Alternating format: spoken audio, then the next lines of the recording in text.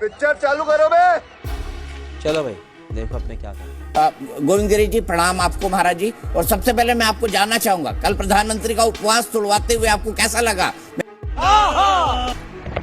और मैं आपसे ये भी जानना चाहता हूँ आपने उन्हें राजर्षि कहा, ऐसा क्यों महाराज जी? चलिए शुरू करते हैं। वास्तव में हमारे प्रधानमंत्री जी को देख करके ऐसा लगता है कि अनेक प्रकार का तप उन्होंने स्वयं आचरण करके ही इस पद को पाया है। और समय उन्होंने स्वयं 11 दिन का उपवास केवल नारियल का जल और नींबू पानी लेकर के किया। मैं गल्ला इधर लिख लूं कहीं यूपीएससी के एग्जाम में ना आ जाए। थोड़ी मर्यादा रखिए। हमारे माननीय प्रधानमंत्री जी ने यही किया है। 370 को हटा दिया, राम जी का मंदिर बना दिया। ऐसे जो काम लोगों को असंभव लगते थे निश्चय के साथ उन्होंने पूर्ण करके दिखा दिए। ये कोई छोटी बात नहीं है। अभी मजा आएगा ना भिड़ो। का बहुत बहुत धन्यवाद। आपने 20 मिनट जिनको सुनाया वो भारतीय जनता पार्टी के एक साधारण कार्यकर्ता से कुछ नहीं थे।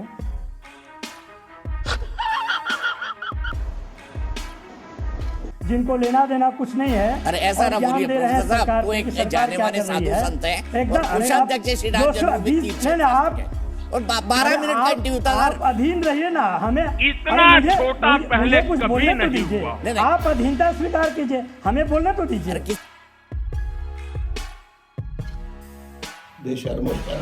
मुझे नहीं मालूम, मैं नाम नहीं सुन पाया। वो इतने भावुक्त होकर क्यों बात कर रहे हैं कि प्रधानमंत्री नहीं अवतार हैं।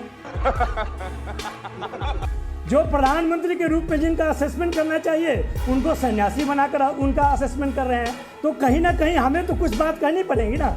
आप इन चीज़ों को जिस तरीके से बुलवा रहे हैं, सुनवा रहे हैं, आपका एक ही उद्देश्य है कि आप प्रधानमंत्री नहीं रहे, अवतार बन गए, सन्यासी हो गए। अरे बाप रे, ये तो धोती खोल रहा है।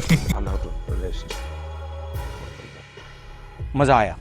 देखिए, धर्म और राजतंत्र और धर्मतंत्र के बीच में जो एक लाइन रहता है उसको खत्म किया गया है। ये मैं नहीं कह रहा हूँ, धर्म के शंकराचार्य लोग कह रहे हैं कि ये हमारे एरिया में अतिक्रमण है।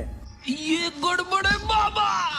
जो सरकार की जिस शंकराचार्य को नवल किशोर जी आप कोट कर रहे हैं, उन शंकराचार्य ने ये भी कहा है कि मथुरा और काशी हिंदुओं को सौंप देनी चाहिए। तो नवल किशोर जी उन शंकराचार्य की इस बात का भी समर्थन कर दीजिए कि काशी और मथुरा हिंदुओं को सौंप दे।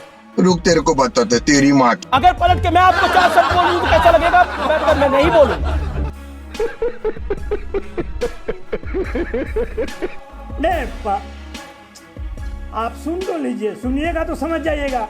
उसी शंकराचार्य ने यह भी कहा है कि जो सुप्रीम कोर्ट का निर्णय आया है उसमें जो बाबरी मस्जिद के पक्षकार थे उन लोगों से हमारी समझौता हुई, बातचीत हुई। उन लोगों ने इस बात को माना, अपना क्लेम छोड़ा, उसके बाद सुप्रीम कोर्ट का निर्णय आया है। बात तो सही है। कहिएगा तो मैं लिंक भेज दूंगा। नंबर 1। नंबर 2, जिस काशी मथुरा की बात कर रहे हैं उसमें भी वो कह रहे हैं कि ये नफरत के भाव से नहीं आएगा, ये लड़ाई के भाव से नहीं आएगा। हम बातचीत करेंगे, हम चाहते हैं कि हो, लेकिन उसका तरीका अलग हो। उसका तरीका वो नहीं हो जो भाजपा करती है, नफरत फैलाती है, विभाजन करती है। पहले हिंदू मुसलमान में फर्क स्थापित करती थी, अब हिंदुओं के बीच में रामानंदी संप्रदाय और शंकराचार्य में कर रही है। मुझे क्रेडिट नहीं चाहिए। समझ रहे हो ना? आप में और हम में भेद कर रही हैं। आप दीपक जलाइए ना, आप अपने अलावा 10 दीपक और जलाइए, कौन रोकता है आपको? रोज दीपक जलाइए, लेकिन देश को मत जलाइए।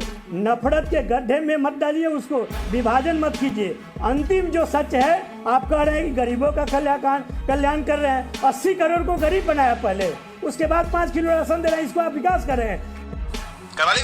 जो विकास की बात करके आया, जो अच्छे दिन की बात करके आया, और जो कहा कि मिनिमम और मैक्सिमम गवर्नमेंट और गवर्नेंस की बात किया, आज क्या कारण है कि धर्म के साये में जा रहा है?